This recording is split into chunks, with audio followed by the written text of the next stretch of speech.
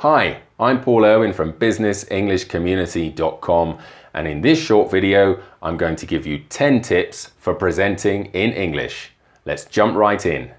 Number 1, don't be afraid to highlight the fact that you are not a native speaker. Sometimes this helps to bring you a little bit closer to the audience. They can be a bit more on your side if they understand that English is not your first language and that you are absolutely trying your best. That's number 1. Don't be afraid to highlight the fact that you are not a native speaker. Number 2, make sure there are no mistakes on your slides. If you have grammatical or spelling mistakes on your slides, that is really going to just draw the audience into them, and they're going to focus on the mistakes. They're going to focus on the mistakes instead of focusing on your message and listening to you. So number 2, make sure there are no mistakes on your slides. Number 3, do not use too much jargon or technical language.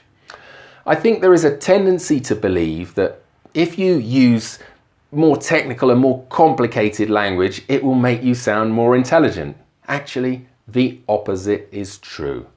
Intelligent presenters are able to explain complex concepts using very simple language and very simple terms. So keep it simple. Number 4, try and reduce crutch words. Ums and ahs. Well, of course, they are going to creep into your presentation. That is inevitable. But try and keep them to a minimum and try and keep your presentation flowing. That's number 4. Try and reduce crutch words. Number 5, speak at the right speed. When you have not only your presentation to focus on, but also the fact that English is not your native language, this can often alter the speed of some presenters, and some presenters end up talking way too fast, while others slow down to a crawl. Neither of those is very comfortable for your audience, so try and find the right speed at which to present your material. That's number 5, speak at the right speed. Number 6, limit abbreviations and acronyms.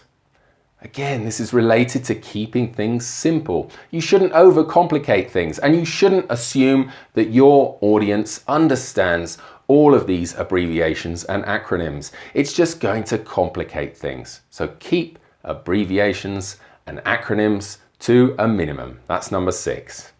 Number 7, speak clearly. Often non-native speakers have issues with confidence. I understand completely. It's difficult enough as it is to get up and present in front of a crowd in your own language, and to do it in another language is even more difficult. So that can lead to nerves, and that can lead to a lack of confidence sometimes. But don't let that impact the way in which you speak. Sometimes people or presenters who are nervous can mumble things a little bit. If you mumble, it just makes it really unclear, and your audience is going to understand even less. So fight through those nerves, pick up your confidence and speak as clearly as possible. That's number 7. Number 8, speak at the right volume. Again, this is something that affects non-native speakers. Nervousness and insecurity about the presentation, lots of things to think about, can sometimes affect volume. You don't want to be shouting, and you don't want to be whispering either. Find the right volume that your audience can understand. That's number 8, speak at the right volume. Number 9, use humor occasionally. A little bit of a laugh and a joke is always good to include. Something like that in a presentation, but keep it to a minimum. This is not a comedy show. You're there to share your knowledge and interact and engage the audience. Also, take into account cultures. It's very important to include any joke that is appropriate for everyone in the audience, and not only appropriate, but they are also going to understand it. So that's number 9, use humor occasionally. And number 10, well, perhaps this is the most important of them all, practice.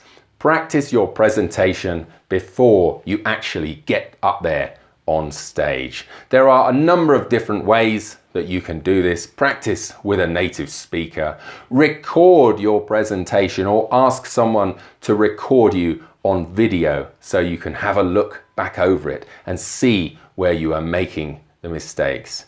You shouldn't be learning your presentation word for word. That really isn't going to help. So it's not about memorizing the presentation, but the more familiar you are with the topic, the more familiar you are with the text, the more familiar you are with the words that you are going to say in English, the more successful you will be in your presentation. So if you've got a presentation coming up soon, best of luck. My name's Paul Irwin. Thanks for watching. If you like the video, please subscribe and give me a big thumbs up. Paul Irwin, businessenglishcommunity.com. Thank you.